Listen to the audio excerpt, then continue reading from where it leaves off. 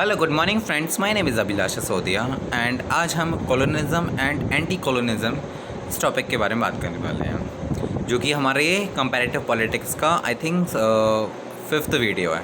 चलिए शुरू करते हैं। Colonialism and anti colonialism. तो कॉलोनिज्म एंड इम्पीरियलिज्म। कॉलोनिज्म का मतलब होता है कि एक इम्पीरियल कंट्री, इम्पीरियलिज्म पहले मैं बता देता हूँ, मतलब एक हेजीमनी कंपनी लाइक एक powerful country like England, USA, ये अपने अंदर कुछ छोटी मोटी कंट्रीज़ होती हैं उसको अपने अंडर कब्ज़ा कर लेती हैं, डायरेक्टली रूल करती हैं ताकि उस जगह को एक्सप्लॉइट कर पाएँ, वहाँ पे अपना जो कल्चर है वो फैला पाएँ और ट्रेड के लिए बहुत सारे रीजंस होते हैं। तो उसको बोलते हैं कॉलोनिज्म, यानी कि एक पावरफुल कंट्री अपनी कॉलोनीज़ बना लेती हैं। ठीक है, तो period between 19 to mid 20th century, it signifies power and authority of one country extending the control authority of one. ठीक है, country over foreign territory by direct and indirect method. Country का किसी दूसरी कंट्री के ऊपर directly या indirect तरीके से रूल होना। और रीज़न क्या होता है? प्रोपोगेशन ऑफ क्रिश्चियनिटी, और इसका रीज़न हो सकता है या जो क्रिश्चियन कंट्रीज़ हैं वो अपना Christianity all over the world फैलाना चाहती थी, एक ये रीज़न होता है। दूसरा रीज़न होता है empty land, a land laying vacant and unused was considered as common property. अगर कोई लैंड खाली पड़ा है, जैसे कि फॉर एग्जांपल क्रिस्टोफर कोलंबस ने जो अमेरिका की डिस्कवरी होती है बाय एक्सीडेंटली डिस्कवर कर लिया था, तो एक तरह से एक नया वर्ल्ड मिल गया उनको। तो जो नई नई कंट्रीज़ हैं तो उन्होंने क्या सोचा कि इस पर कब्ज़ा करना चाहिए क्योंकि ये नया नया है। तो एक वो भी रीज़न होता है। और एक रीज़न होता है जो कंट्रीज़ ठीक से सिविलाइज्ड नहीं हैं, डेवलप्ड नहीं है, तो वहाँ पे जाके ये डेवलप्ड कंट्रियाँ पहुँचती हैं और अब सिविलाइजेशन फैलाती हैं और उनको डेवलप करते हैं। ये आगे आपको मिलेगा पढ़ने में। फिर कॉलोनिज्म को जस्टिफाई कैसे किया गया है? He said private property arise by mixing labour into common resources.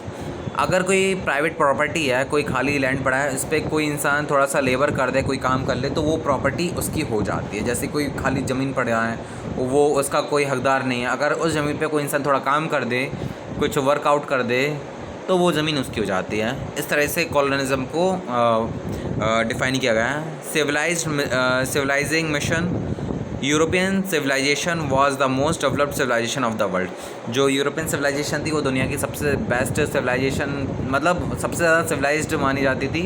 तो यूरोपियन ने सोचा कि हम और बाकी कंट्रीज़ में उनको लोगों को जाके सिविलाइज्ड करें, एक ये रीज़न था। और उसके बाद हमारे जेएस मिल थे, उन्होंने बोला there are some countries in the world which are not capable of self government and these countries must be colonized। तो जेएस मिल ने बोला कि कुछ कंट्रीज़ हमारी दुनिया में ऐसी भी हैं जो ठीक से अपने आप को गवर्न नहीं कर सकती और उनके पास ज़्यादा कैपेबिलिटी नहीं है कि वो ठीक से रूल कर पाएँ। तो ये जो बड़ी बड़ी कंट्रीज़ हैं, डेवलप्ड कंट्रीज़ हैं, वो वहाँ पे जाएं और उनको चीज़ें सिखाएं और ताकि लोग और ठीक से गवर्नमेंट मशीनरी है वो ठीक से वर्क कर पाएँ। एक ये रीज़न था, जेएस मिल जी बता के चले गए थे। फिर कुछ टाइप्स के कॉलोनिज़म्स हैं, फॉर्म्स ऑफ कॉलोनिज़म। पहला है settler colonism. The objective of settler colonism is to settle large number of peoples in foreign territory permanently making second home. तो सेटलर कॉलोनिज़म का मतलब होता है कुछ जैसे इंग्लैंड अमेरिका में जाके अमेरिका को अपनी कॉलोनी बनाई, लेकिन अमेरिका को एक्सप्लॉइट करने के लिए नहीं बनाया, वहाँ पे सेटल होने के लिए बनाया। क्योंकि शायद इंग्लैंड में जगह कम पड़ रही होगी तो उन्होंने सोचा कि एक जगह खाली पड़ी, हम लोग वहाँ पे चले जाते हैं और वहाँ पे सेटल हो जाते हैं अपनी प्रॉपर्टी समझ के। ठीक है, फिर एक होता है planter colonism, to occupy foreign land to grow some commercial crop like sugar, coffee and cotton. एक प्लांटर कॉलोनिज़म के तहत कोई कंट्री, डेवलप्ड कंट्री, इसलिए किसी छोटी कंट्री को कॉलोनाइज़ या डेवलपिंग कंट्री को कॉलोनाइज़ बनाती है ताकि वहाँ पे ये कमर्शियल क्रॉप्स को ग्रो कर पाए, क्योंकि उनकी कंट्री में शायद उनके क्लाइमेट फेवर नहीं करते होंगे कि ये ग्रो कर पाए, तो ये क्रॉप्स यहाँ पे ग्रो कराते हैं। फिर है extractive colonism, to extract rich natural resources of the foreign territory. ये पर्पस है कि दूसरी कंट्रीज़, दूसरी कॉलोनी से जो उनके नेचुरल रिसोर्सेज हैं उनको एक्सट्रैक्ट करना, उनको एक्सप्लॉइट करना, वहाँ से लूट के अपने देश में, अपने जो होम पेरेंट कंट्री है वहाँ पे जमा करा देना।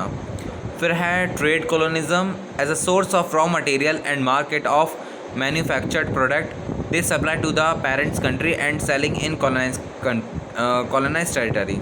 ट्रेड कॉलोनिज्म में क्या होता है कि ये जो बड़ी कंट्रीज़ हैं छोटी कंट्रीज़ में आती हैं, अपना सेटअप जमाती है, मैन्युफैक्चरिंग यूनिट जमाती हैं, यहाँ पे इनको cheap labour cheap raw material मिल जाता है, यहाँ पे चीज़ों को डेवलप करती हैं और जितना भी प्रॉफिट होता है पेरेंट्स कंट्रीज़ में भेज देती हैं और पूरा जो फाइनल प्रोडक्ट होता है फिनिश गुड होता है ये पूरा ऑल ओवर द वर्ल्ड बेचती भी हैं और स्पेशली उस कंट्री में तो बेचती हैं अपने महंगे दामों में।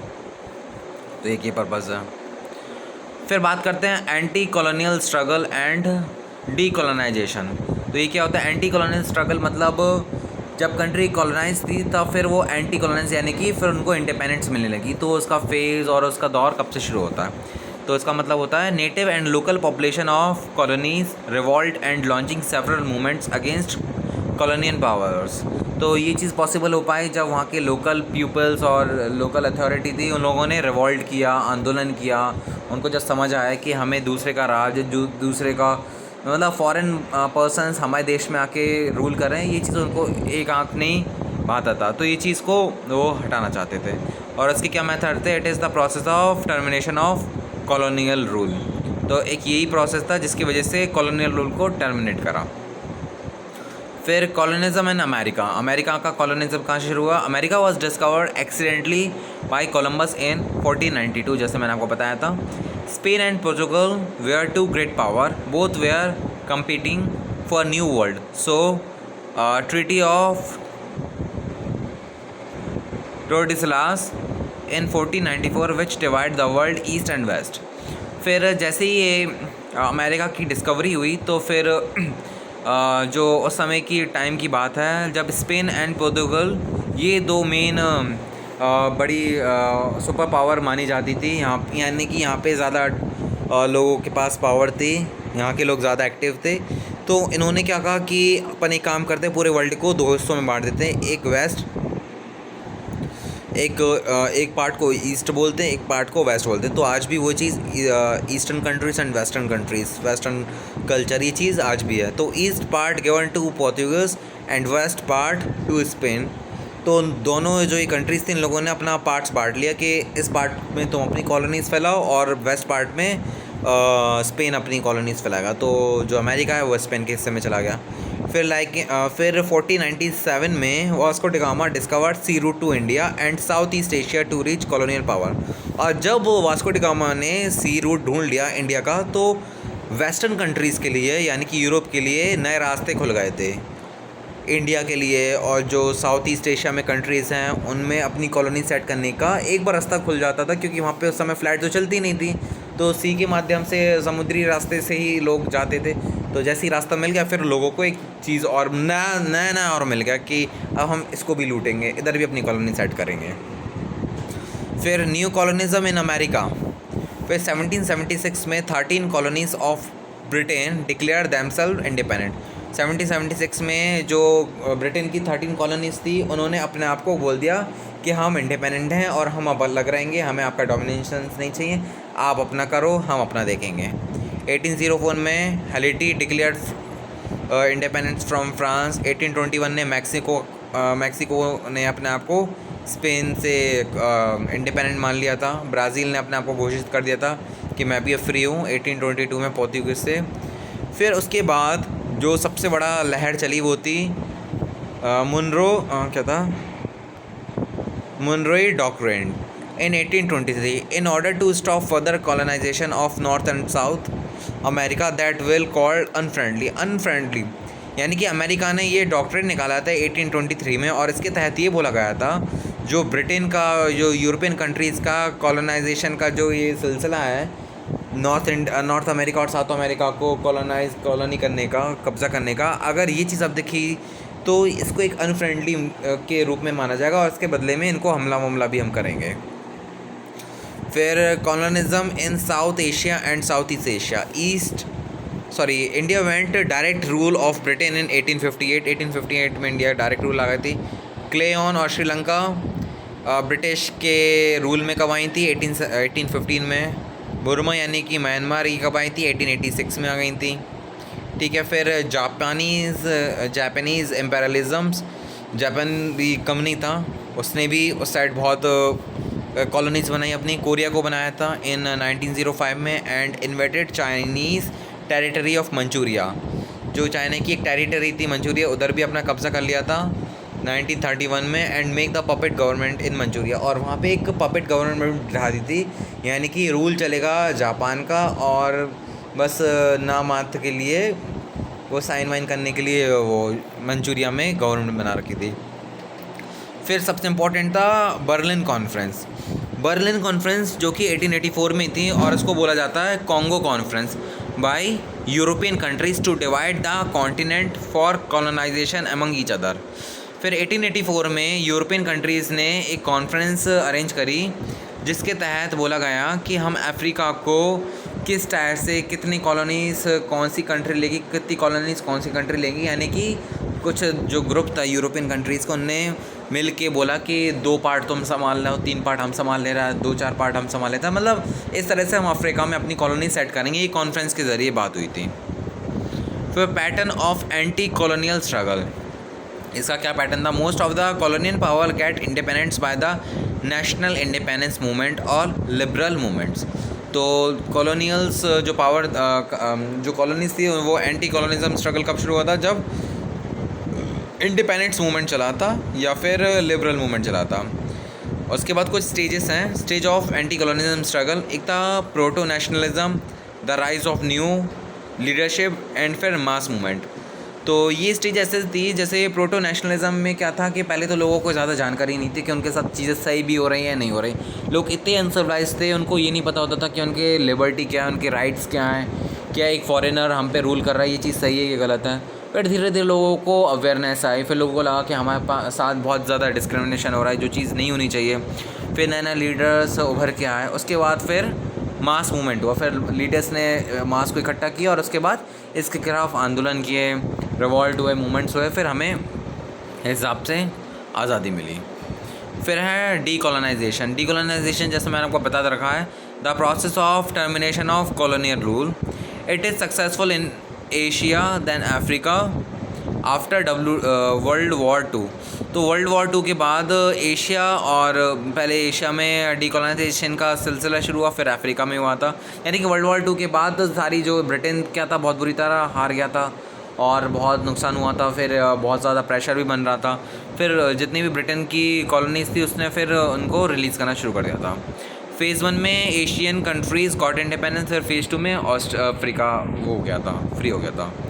फिर post colonial theory and new colonialism. Post colonial theory के तहत क्या बोला गया? Decolonization only brought political independence but it did not bring cultural and institutional independence. तो डी कॉलोनाइजेशन के थ्रू ये बताया गया कि लोगों को सिर्फ पॉलिटिकल इंडिपेंडेंस मिली है, लेकिन जो वेस्टर्न कल्चर है, जो वेस्टर्न कल्चर, इंग्लिश ले लीजिए, ड्रेसिंग सेंस ले लीजिए, और जो भी तौर तरीके हैं, वो जो वेस्टर्न कल्चर है वो आज भी उन कॉलोनीज़ में मौजूद है। तो हमें उनसे कभी भी अभी तक आज़ादी नहीं मिली है। इसके ऊपर दीपेश चक्रवर्ती बोलते हैं, decolonisation was never complete. Decolonisation का जो प्रोसेस है वो कभी ख़त्म नहीं हो सकता। फिर न्यू कॉलोनिज्म क्या क्या मतलब होता है? The last stage of imperialism. New colonialism एक लास्ट फेज है इम्पेरियलिज्म का। वो कैसे? Asia and Africa was under the economic dominance of these colonial master bye MNCs, world bank and IMF। जो एशियन एंड अफ्रीकन कंट्रीज़ हैं, जो एक time पे कॉलोनी थी ब्रिटेन की और डेवलप्ड कंट्री की, आज की डेट में वैसे पॉलिटिकली तो फ्री है, लेकिन आज भी कहीं ना कहीं ये गुलाम है। क्यों? क्योंकि ये डेवलप्ड नहीं है और इनको इकोनॉमिक इनकी बहुत वीक है, ग्रोथ कम है। तो ये कहीं ना कहीं बड़ी बड़ी मल्टीनेशनल कंपनीज़ हैं उन पे डिपेंडेंट हैं, इनको लोन की ज़रूरत पड़ती है, वर्ल्ड बैंक पे डिपेंडेंट है, IMF की ज़रूरत पड़ती है। तो मतलब डेवलप्ड कंट्री अगर नहीं होंगी तो ये वैसे ही ख़त्म हो जाएंगी। तो कहीं ना कहीं ये डिपेंडेंसीज पे इनकी बनी हुई है, और जो डेवलप्ड कंट्री हैं इस चीज़ का बहुत बखूबी तरीके से फ़ायदा भी उठाती, क्योंकि इनको पता है कि हमारे बगैर इनका काम चलना नहीं है। तो फिर इन अंडर डेवलप्ड कंट्री यानी जो पेरीफेरी कंट्रीज़ हैं, इनको ये कोर कंट्रीज और एक्सप्लॉइट करते हैं। ठीक है, आई होप आपको ये वीडियो समझ आया होगा, और वीडियो पसंद आए तो प्लीज़ इसको लाइक कीजिएगा एंड चैनल को सब्सक्राइब कीजिएगा। Thank you so much.